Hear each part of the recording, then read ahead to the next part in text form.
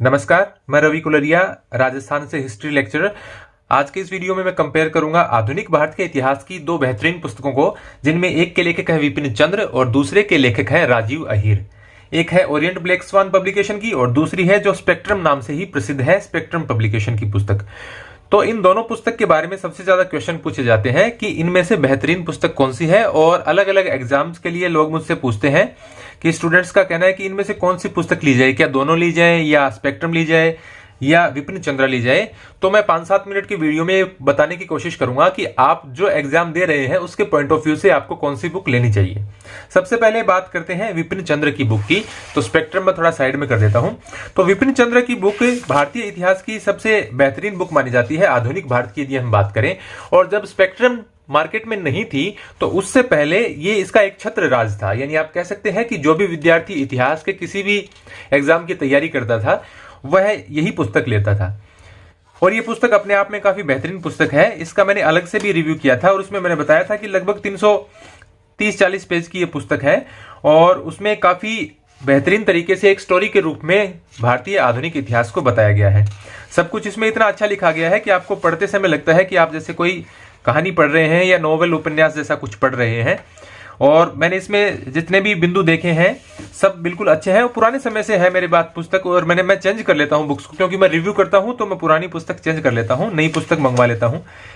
तो ये पुस्तक काफी बेहतरीन है, इसको पढ़ने में आपको हिस्ट्री समझ में आ जाती है। अब ये पुस्तक किसको लेनी चाहिए? ये पुस्तक उन लोगों को लेनी चाहिए जो किसी भी प्रकार के सिविल सर्विसेज का एग्जाम दे रहे हैं, जिसमें रिटर्न में आपको आंसर लिखना होता है। तो डिस्क्रिप्टिव आंसर जब आप देंगे तो आपको ये पुस्तक फायदा देगी, क्योंकि विपिन चंद्र जाने माने इतिहासकार हैं और कई बार प्रश्न है वो डायरेक्ट इन बुक्स में से पूछ लिए जाते हैं। तो यदि आपके पास ये बुक्स नहीं हो तो आपको हो सकता है वो प्रश्न समझ में नहीं आए।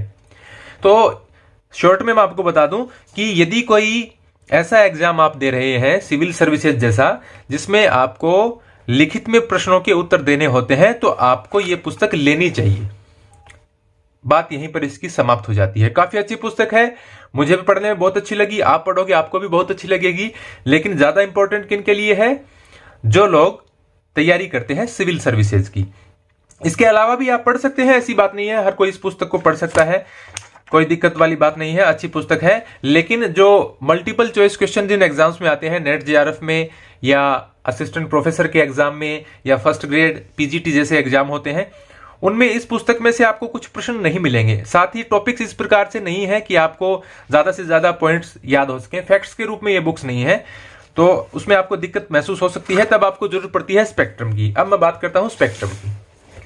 स्पेक्ट्रम बुक जो विपिन चंद्रा वाली बुक है उसकी तुलना में काफी बड़ी है और इसमें बहुत ज्यादा फैक्ट्स दिए गए हैं, सब कुछ विस्तार से बताया गया है, फैक्ट्स भी अलग से मेंशन किए गए हैं। हर जो लेक्चर, जो भी पार्ट इसमें खत्म होता है, जो भी इसका एक खंड, और उसके बाद में उसके महत्वपूर्ण पॉइंट, जैसे ब्रिटिश शक्ति का सुदृढ़ीकरण दे रखा है, तो इसके लास्ट में आप देखेंगे। तो अभी मैं दिखाता हूं आपको। ज्यादातर ने तो ये बुक्स ले रखी होगी आपने, ये देखिए लास्ट में सब पॉइंट्स को अलग से मेंशन किया जाता है।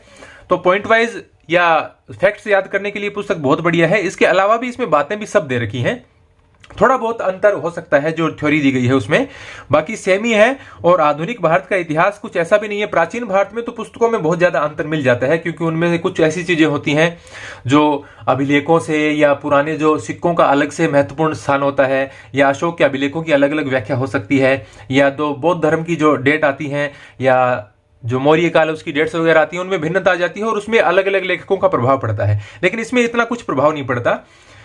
तो ये पुस्तक काफी अच्छी लिखी गई है। अब ये पुस्तक किन लोगों को लेनी चाहिए? अब देखिए इस पुस्तक में सब कुछ ही दिया गया, आप ये मान सकते हैं, लगभग सभी कुछ। थ्योरी भी दी गई है, फैक्ट्स भी दिए गए हैं, अलग से मेंशन भी किए गए हैं, और लगभग 820 पेज की ये किताब है।